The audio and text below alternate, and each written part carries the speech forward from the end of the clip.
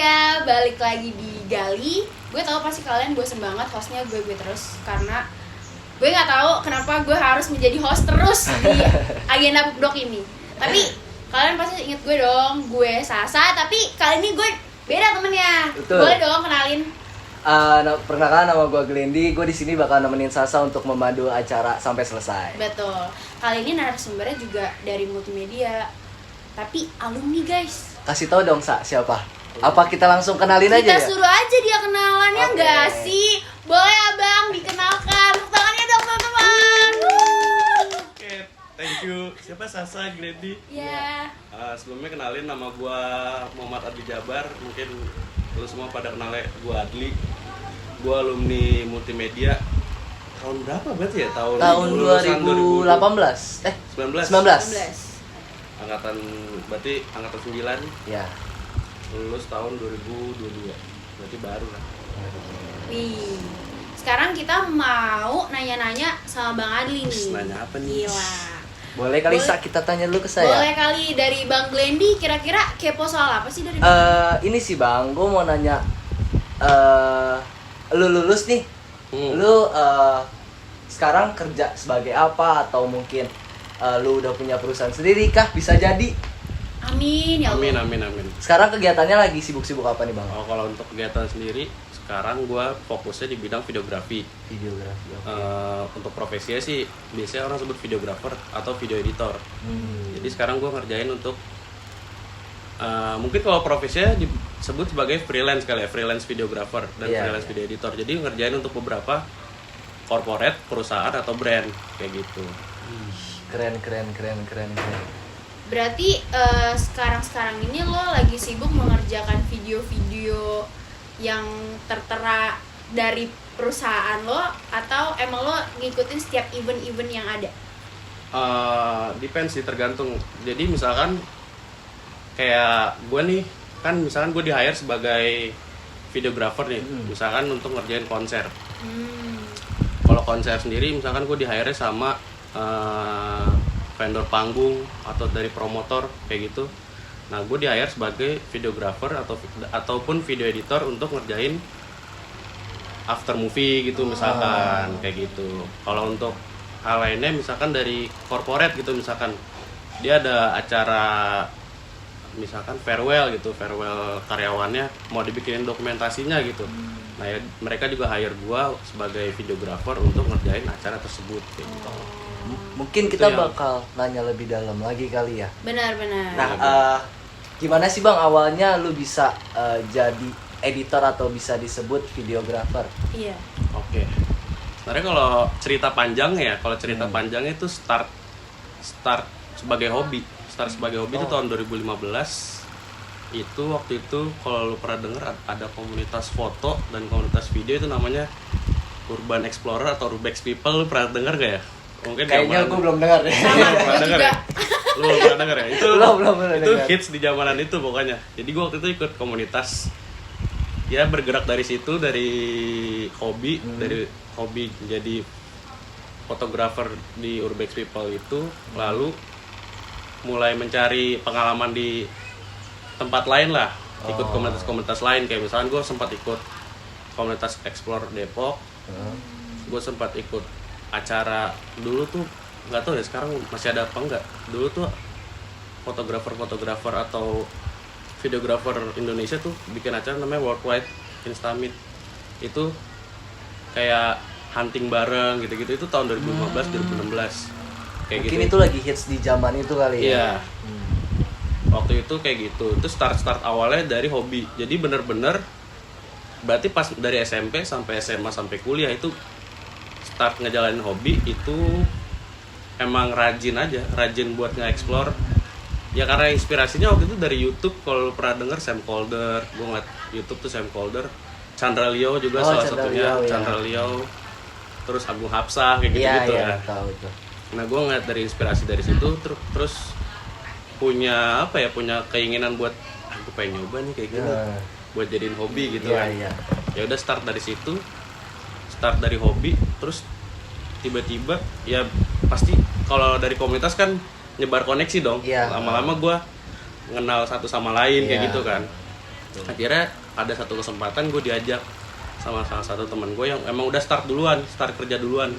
Lu mau belajar nggak kayak gitu? Lu mau belajar buat ngerjain project nggak gitu? Waktu itu project pertama gue ngerjain birthday party gitu, Sweet Seventeen. Kalau tahu Sweet Seventeen kan biasanya ada acaranya. Iya.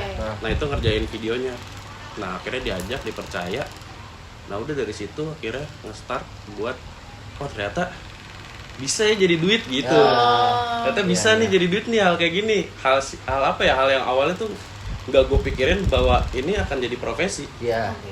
Gue apa ya, mungkin waktu itu 2015 2016 itu industri kreatif sendiri belum kayak sekarang. Sekarang sih. Betul. Belum kayak sekarang, apalagi buat nyari tutorial ngedit aja itu masih susah. Iya. Kalau sekarang kan udah di Reels tuh udah di mana-mana tuh. Apalagi lu udah ada platform sendiri kayak VN, CapCut kayak gitu kan, itu udah mempermudah kita. Kalau dulu masih susah. Jadi ketika dapat project atau ketika dapat kerjaan itu kayak nggak nyangka kayak ternyata hal kayak gini bisa jadi uang ya. Nah dari situ akhirnya gue kepikiran untuk fokus dan untuk terus konsisten ngembangin karir gue gitu sih. Berarti semuanya itu dari hobi ya bang? Dari hobi banget. Hobi ngelihat nih kayak kebuka jalur buat dapat pendapatan dari situ. Betul dari situ sih. Pasti dalam menjalani yang lo lakuin itu ada dong bang tantangan tersendiri Banget sih, gitu kan. banget. Boleh kali diceritain tantangan utama lo tuh apa sih ketika lo menjalani agenda-agenda lo itu? Terutama kalau tantangan pribadi menjalani profesi ini tuh lebih ke perkembangan zaman tuh utama tuh, karena setiap kali misalnya setiap tahun deh, misalnya 2023, 2022, 2021 itu style selalu beda-beda. Iya betul. Karena dari yang bidang lain ataupun orang lain tuh pasti tiba-tiba bikin gebrakan nih, gebrakan yang oke gitu, misalnya yang viral ataupun yang dilihat orang-orang tuh menarik. Akhirnya gua sendiri sebagai yang bergelut di profesi yang sama, akhirnya seperti dituntut untuk, sebenarnya nggak dituntut, cuman agar bisa tetap relate, agar bisa tetap tetap bisa diterima kalangan masyarakat dan bisa tetap kelihatan gitu. Ya itu harus mengikuti tren-tren tersebut, kayak tren video sekarang lagi kayak gimana, tren-tren musik harus kayak gimana, itu merupakan tantangan juga sih. Jadi nggak bisa stuck. Gue misalnya dulu style video 2017 tuh kayak A nih, sekarang udah beda nih. Gue nggak bisa tetap stay di situ. Jadi harus tetap berinovasi terus ngembangin kreasinya, ngulik-ngulik baru lagi. Jadi ilmu yang udah gue dapet nggak pernah putus, jadi ilmu yang itu gue jadiin bekal, tapi nanti gue harus kulik lagi kayak gitu. Itu merupakan tantangannya sih kalau tantangan pribadinya. Kalau tantangan kerjaannya banyak sih. Pasti banyak banget sih. Pasti Banyak banget, apalagi setiap misalnya kalau sebagai freelance video editor atau freelance videographer ini, setiap orang yang nge-hire gua atau vendor gitu kita sebut, itu punya style-nya masing-masing, punya karakternya masing-masing. Jadi gue harus nerima brief dari mereka dan harus nyesuaiin style dari dia. Walaupun di satu sisi idealis gue nih berpikir bahwa nggak bagus sih. Sebenarnya ada tuh pikir kayak gitu tuh. Tapi mereka maunya seperti itu. Nah itu tantangannya gimana ngebungkus itu menjadi tetap menarik, tapi bisa ikutin kemauan yang dia mau kayak gitu. Itu tantangan juga sih buat gue kalau dikerjain. Pasti bakal susah juga sih bang kalau misalkan gue di posisi lo. Kira-kira bekal apa sih bang dari lo nih untuk keterampilan dan keahlian untuk menjadi seorang editor itu? Apa ya, kayaknya kalau betul sih, kalau ngulik keterampilan pasti lo harus ngasah imajinasi lo sih. Kayak mungkin sama aja kayak di bidang lain ya, misalnya desain grafis nih. Kalau desain grafis lu ngeliat kertas kosong, pasti kan lu kalau buka Adobe Illustrator atau Photoshop kan pasti awalnya kertas kosong dulu. Nah kertas kosong itu mau lo jadiin apa nih? Nah halnya kayak gue, kalau misalnya bekal gue jadi sebagai video editor, gue kan pasti selalu dapat bahasanya tuh footage tuh video-video dari orang yang belum tentu sesuai apa yang gue mau, belum tentu sesuai dari standar yang gue tentukan gitu. Misalnya contoh kalau gue jadi video editor kan pasti misalkan gue dilempar project nih, contoh gue pengen editin video wedding gue dong, nih footage-nya nih, terus di copy file kayak gitu-gitu. Pasti pas gue ngeliat hasil videonya atau video-video mentahannya nih, kan gue harus ngulik dari situ ya. Misalnya style videographer A nih, dia main detail, style videographer B dia mainnya lebih wide, lebih lebar. Nah gue harus ngulik di situ, makanya dari situ gue harus ngembangin lagi imajinasi gue, perbanyak referensi gue kayak gitu, perbanyak referensi dari nonton film, nonton hasil orang kayak gitu-gitu. Sesimpel dengerin musik pun merupakan bekal juga sih. Pasti kan lo bisa nentuin mood video dari musik juga kan, makanya dari situ banyak referensi musik juga. Ya pokoknya ngembangin imajinasi sih. Jadi ketika lu dapat video, dapat project editing video, terus lu dapat brief, lu nggak kelinglungan sendiri sih. Jadi kayak nanti gue harus ngedit apa ya, kayak gitu, nggak kayak gitu. Jadi lama-lama ketika lu udah mempersiapkan itu semua, lu udah terbiasa, ya udah jadi biasa aja. Kerjain tuh jadi udah gue udah tahu nih harus ngapain. Iya. Betul. Nah mungkin kan dari multimedia sendiri banyak nih Bang, mungkin bakal ada yang jadi calon editor juga nih. Bener. Kayak Bang Adli. Kira-kira ada tips dan trik gak Bang buat jadi editor mungkin yang bisa dibilang berkualitas? Oke, berkualitas. Ada nggak kira-kira tips? Kalau dari gua pribadi kan pasti beda-beda ya caranya. Cuman kalau dari gua pribadi yang utama banget, pahamin banget workflow editing lu. Workflow tuh jalan kerja editing lu. Misalkan contoh, gua workflow gua awal-awal banget pasti gua harus ngurasi video dulu. Ngurasi tuh milihin video yang bagus, mana yang bagus bisa dipakai, mana yang nggak bagus gua buang kayak gitu misalkan. Baru dari situ step itu udah selesai, gue nyari musik. Habis dari musik, gue nyari sound effect dan lain-lain. Nah, pahamin dulu workflow editing lu masing-masing. Karena kalau misalkan lu udah nemuin pakem workflow lu, nanti ke depannya project apapun yang lu kerjakan kan pasti beda-beda ya. Ada yang berbentuk video mentahan dan gak dikasih brief. Brief tuh nggak ada urutannya. Lu harus ngerjain video A, B, C, tapi lu nggak dikasih urutan kayak kan 10 detik pertama itu isinya apa. Kayak gitu tuh ada yang kan kayak gitu ya. Betul.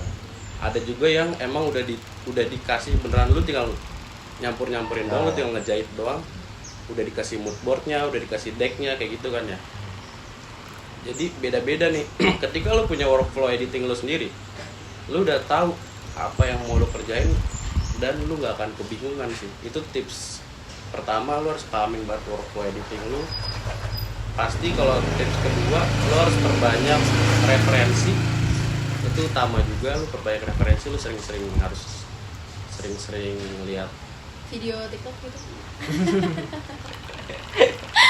Kalau ngomongin kualitas sih ya nontonnya yang berkualitas sih ya. Harusnya kayak gitu sih Bang. Ya lu boleh nonton, kalau gua sih gua nggak tahu ya, gua Biasanya kalau lu apa Bang? Iya Bang. nonton referensi dari luar sih. Nonton Jadi lu referensi gua bahkan nonton film luar nonton gitu. film luar ataupun tutorial pasti dari luar, kayak misalnya Sam Calder atau banyak lah, pokoknya banyak lah. Kayak Justin Odisho kayak gitu-gitu. Nah itu gua ngeliat dari luar aja. Tutorial sebenarnya Indonesia udah banyak sih, kayak misalnya kalau gue sebutin ada Rofi, Alphaworks, itu banyak sih udah ngerjain tutorial ngeliat kasih buka kelas, tutorial dan yang lain. Cuman ya tergantung lu nyamannya ngeliat tutorial tuh dari mana. Nah itu dari situ. Terus tips lagi selain itu, lu harus sering ngulik sih. Lu harus sering ngulik video, ngulik sesimpel kayak misalnya lu di Reels nemuin cara membuat time remapping gitu misalkan, atau apapun itu, lu langsung coba aja sih, saran gue kayak gitu. Walaupun lu belum tahu apa ya, lu belum dapat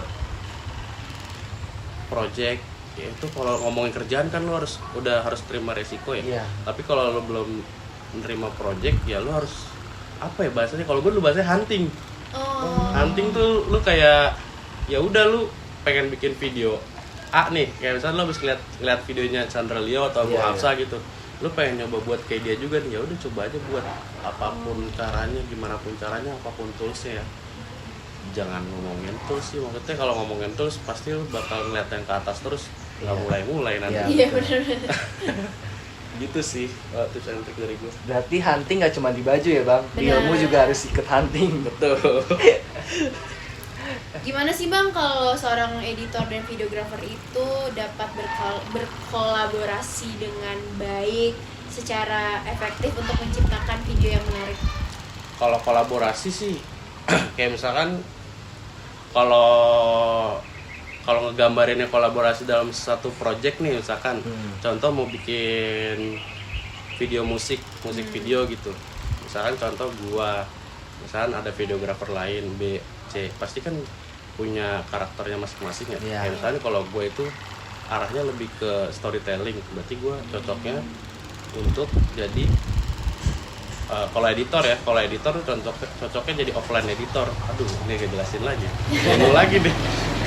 Offline tuh yang ngejahit sama ngekurasi, ngebuangin video yang gak kepake dan ngejahit video yang kepake kayak gitu. Jadi ngebikin storytellingnya gitu. Nah, ada video editor juga yang fokusnya di visual effect kayak gitu, mainnya lebih After Effect. Nah, dia berarti di bagian online editor nanti dia ngerjain misalkan video yang udah kejahit nih, dia kasih transisi. Terus yang dia, memperbagus lagi lah. yang memperbagus lagi, dia yang ngemasnya lagi lah, lebih cantik lagi lah videonya. Terus abis itu ada juga yang emang fokusnya di color grading, berarti dia emang spesialisnya tuh warna. Nah, berarti dia sebagai colorist kayak gitu, sebagai warnain videonya. Terus ada juga yang bagian nyariin sound desainnya. Kayak gitu, ada yang pokoknya kalau digambarinnya sebagai suatu project, kita berarti berkolaborasi bisa dipecah nanti. Misalkan gue bisa jadi director karena gue lebih proper di storytelling. Misalkan yang jago After Effect lebih jadiin online editor karena dia pasti jago lah. Naro visual effect tuh pasti jago pokoknya. Dia bisa bikin awan kayak gimana lah, kayak gitu lah misalkan kan. Terus yang fokusnya di color grading jadi colorist. Kenapa? Karena ya biar warnanya bagus, dia kan bergulutnya lebih paham di situ, dia bergulutnya di bidang situ gitu. Nah, akhirnya dijadiin satu tim karena udah spesialisnya di masing-masing. Nah, ya udah berarti udah dibagi job desk masing-masing, dibagi bagiannya. Abis itu dia fokus ngerjain di bidangnya itu buat jadiin satu hal atau satu project, yaitu si musik video itu kayak gitu. Itu bisa jadi hal yang untuk berkolaborasi kayak gitu sih. Jadi nggak pernah bentrok ide, bentrok kerjaan. Bener. Kayak gitu. Karena udah ada bagiannya masing-masing. Iya, bentrok kerjaan, bentrok ide. Pasti kalau misalkan bentrok kan pasti si A dan B ini misalkan punya ciri khasnya masing-masing ya. Nanti malah batu-batuan lagi. Iya, benar. Malah nggak jalan-jalan projectnya, malah stuck aja di situ. Iya, kayak gitu. Makanya mesti banget dibagi-bagi bagiannya masing-masing. Habis itu ya udah sesuai spesialitinya masing-masing kayak gitu sih. Cara berkolaborasi yang paling efektif. Anjas.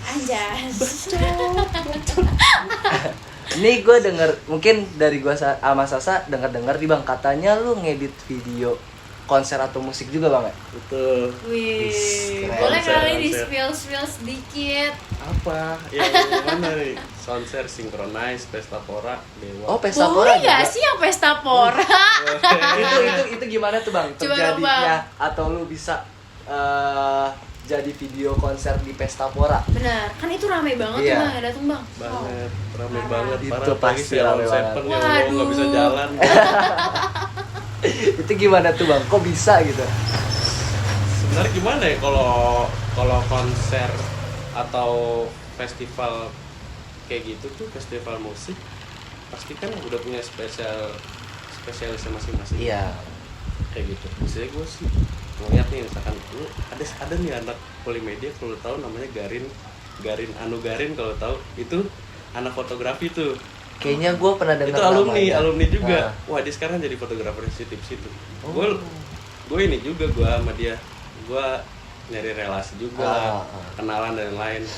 Cuman ceritanya gue bisa di Pestapora tuh sebenarnya gue tuh mengajukan diri sebenarnya untuk menjadi part of atau bagian dari videografernya. Oh.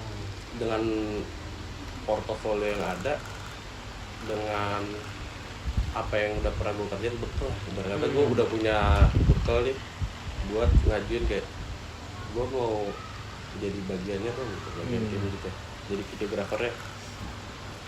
Oke, ya udah dari situ gue apa ya, kayak bahasanya tuh lu udah berapa? Pitching bahasanya pitching. Apa tuh pitching? Pitching tuh apa? Pitching tuh lu ngajuin harga, lu ngajuin apa yang mau lu kerjain. Nanti kalau si klien oke, berarti kerjasama jalan kayak gitu. Itu namanya pitching tuh. Namanya pitching, guys. Gue dari situ oke lah, akhirnya deal sebagai videographer tapi fokusnya di panggung. Jadi gue dari panggung belum jadi sampai panggung jadi itu nge-shoot persiapannya, preparationnya, persiapan bangun panggung, loading stage-nya, bikin time lapse, bikin hyper lapse, nge-shoot kuli-kuli panggung kayak gitu-gitu sampai hari H, acaranya kayak gitu. Itu untuk Pestapora. Sama sih, sinkronis gue juga kayak gitu kurang lebih. Keren banget loh. Jadi kayak gitu sih. Kira-kira Wih. itu bonus ya Bang ya? Bonus Itu bonus ya. dan ya. Berarti sekalian dong foto-foto sama artis-artis di sana dong, Bang. Ada. Tapi nggak boleh terlalu kata Nora takut. Oh. Dan itu tetap stay cool ya. Iya. Oke. Walaupun di samping tuh gitu, Astagfirullah. Ceylon Seven Kayak, tuh. gila Ahmad kan. Dhani samping gue nih. Nggak boleh, jangan Nora, please. Harus nahan diri tuh. Kira-kira ada ini nggak sih Bang, perbedaan gitu antara lu ngedit video konser dengan yang lu ngedit biasanya lu nih, ciri khasnya lu, ada perbedaan nggak Bang? Banyak sih. Beda-beda sih, maksudnya perbedaan tuh setiap bahasanya apa ya, genre kali ya, genre video yang gue edit tuh pasti Mungkin di beda-beda tingkat style. kesulitannya sih Bang. Ya di tingkat kesulitannya konser lumayan sulit untuk gue, tantangannya lumayan banyak untuk kalau ngomongin editing ya. Iya. Karena lu mau harus ngemas video itu pertama bikin orang nostalgia nih, karena acaranya seru. Pertama poin-poin acara itu harus diliatin, kayak kan acara Pestapora nih rame, megah, meriah. Iya.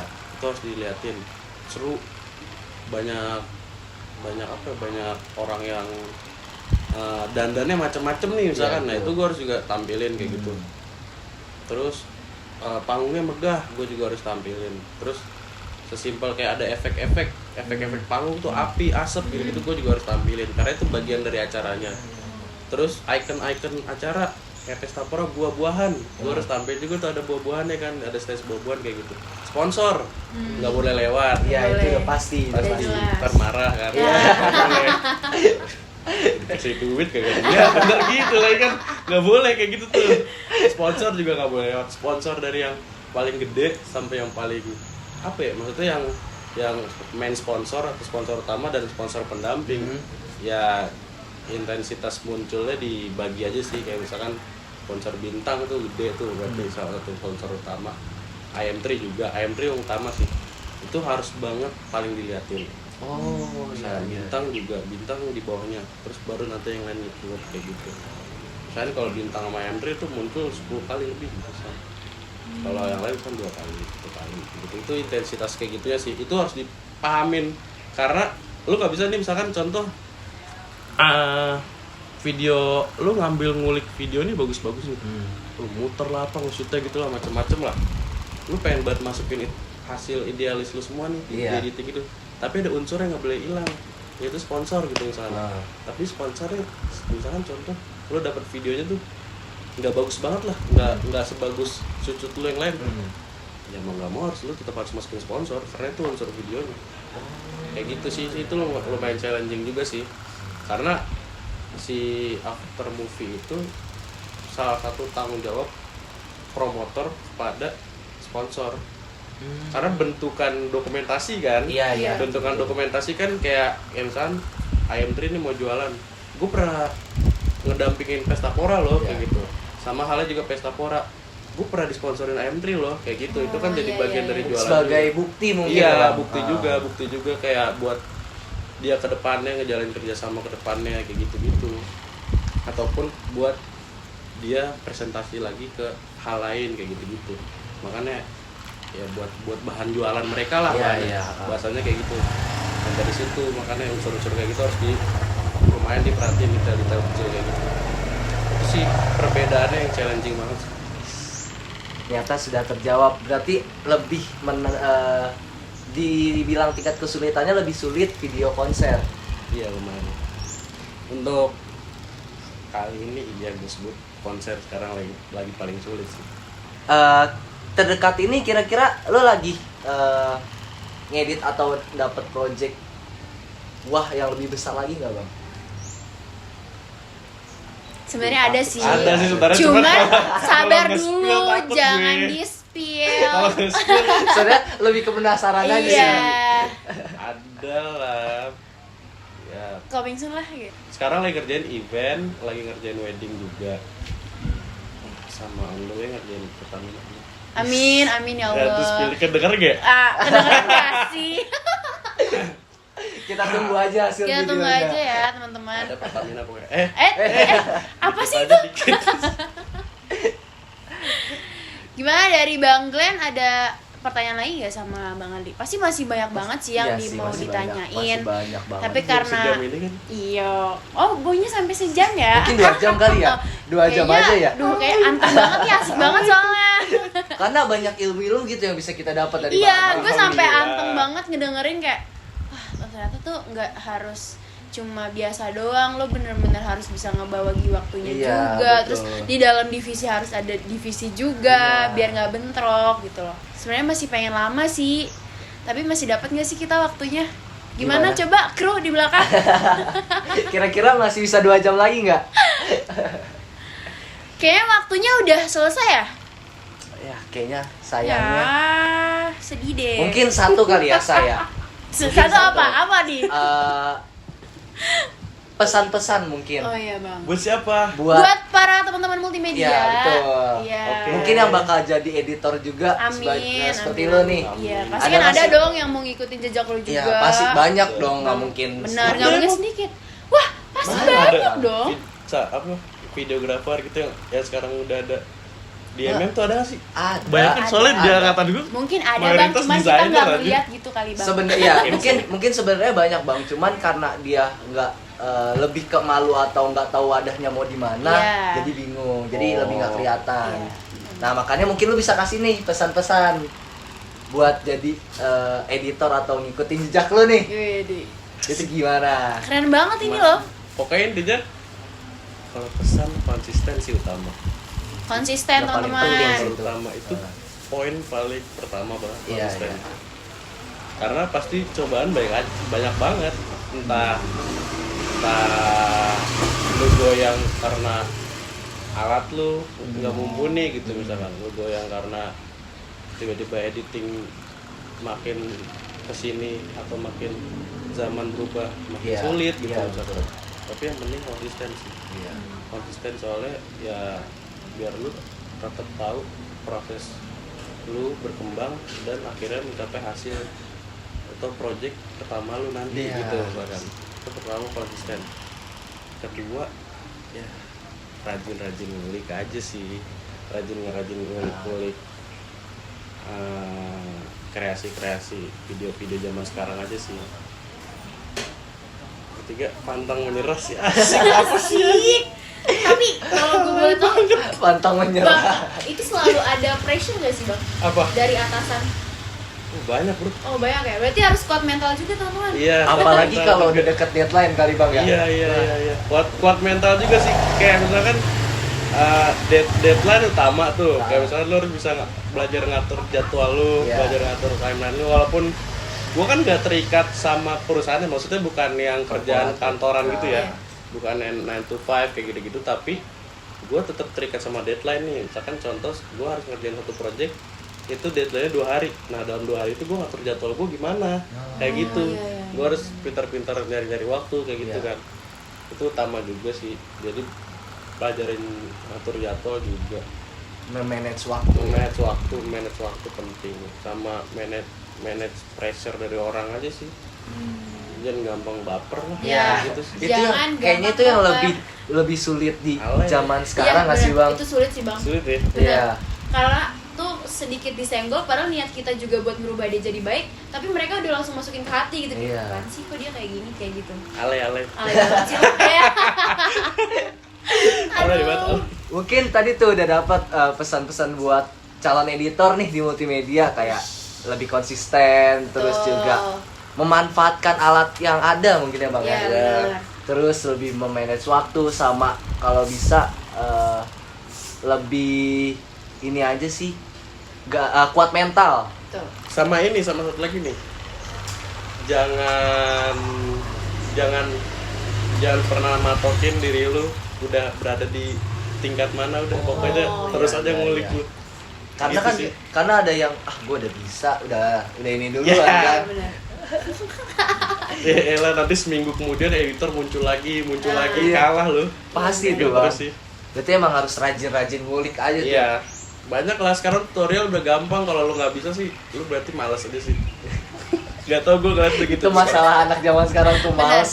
Kalau lu nggak Males. bisa berarti lu udah malas aja sih, soalnya udah semudah itu. Iya. Iya. Udah dikasih yang instan ya bang. Iya.